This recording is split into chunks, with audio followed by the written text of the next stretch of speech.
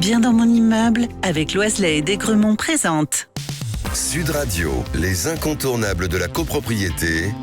Thomas Binet, Philippe David. Bonjour Thomas Binet, vous allez avec notre consultant Philippe Loiselet, patron de Loiselet et Desgremont, nous éclairer sur tous les sujets liés à la copropriété et plus précisément aujourd'hui sur la sécurité incendie dans les immeubles d'habitation. C'est tout à fait ça Philippe, On va évoquer les enjeux de la sécurité incendie dans les immeubles d'habitation. Bonjour Philippe Loiselet. Bonjour Thomas Binet. Pour commencer, pouvez-vous nous expliquer pourquoi la sécurité incendie est si importante dans les immeubles d'habitation ? Ça paraît évident, mais il faut quand même retenir tout ça. Quand on réalise que dans les immeubles d'habitation vivent en général de nombreuses personnes sur plusieurs étages, il apparaît que les risques de propagation rapide du feu, de fumée toxique et de panique sont élevés. Assurer une sécurité incendie adéquate permet de protéger les biens, mais surtout permet de sauver des vies. Il est donc essentiel d'avoir des systèmes de prévention et de protection efficaces, bien entretenus, conformément aux réglementations en vigueur. Alors quels sont les éléments clés d'un bon dispositif de sécurité incendie dans ce type d'immeuble ?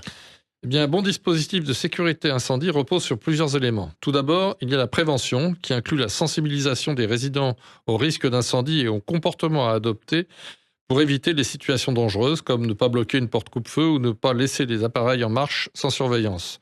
Ensuite, il y a des équipements de protection tels que les extincteurs, les alarmes incendie, les portes coupe-feu, les plans de sécurité, les blocs secours et les systèmes d'évacuation de fumée. Enfin, la formation des occupants et du personnel sur les procédures à suivre en cas d'incendie est essentielle pour une évacuation efficace et en sécurité. Alors Philippe, justement, en parlant d'équipements, comment s'assurer que ceux-ci sont toujours en bon état de fonctionnement ? La maintenance régulière des équipements est primordiale. Chaque type d'équipement a des exigences spécifiques. Par exemple, les extincteurs doivent être inspectés chaque année pour s'assurer qu'ils sont chargés et fonctionnels.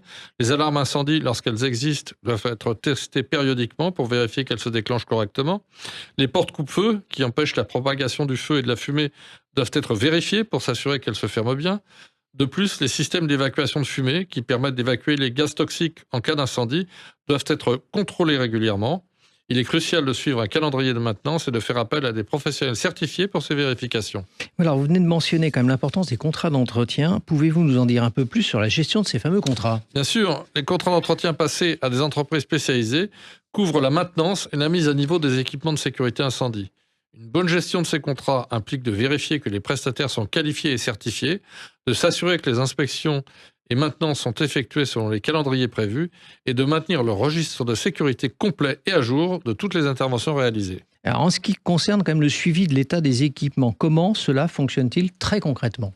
Le suivi de l'état des équipements repose sur un registre de sécurité incendie, qui est un document essentiel pour tout immeuble d'habitation. Ce registre doit contenir toutes les informations relatives aux équipements de sécurité incendie, date d'installation, de contrôle, d'entretien, de remplacement, ainsi que les rapports d'intervention des prestataires.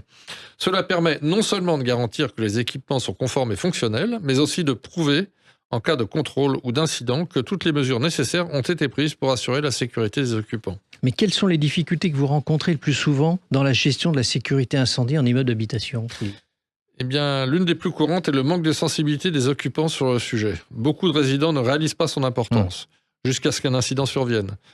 Ensuite, il y a le respect des budgets alloués à la sécurité incendie. Il peut être difficile de convaincre tous les copropriétaires de la nécessité de ces dépenses, notamment sur les trappes de désenfumage qui peuvent sauver des vies dans les escaliers en cas de départ de feu ou la mise aux normes des colonnes sèches permettant aux pompiers d'accéder aux étages élevés d'une copropriété.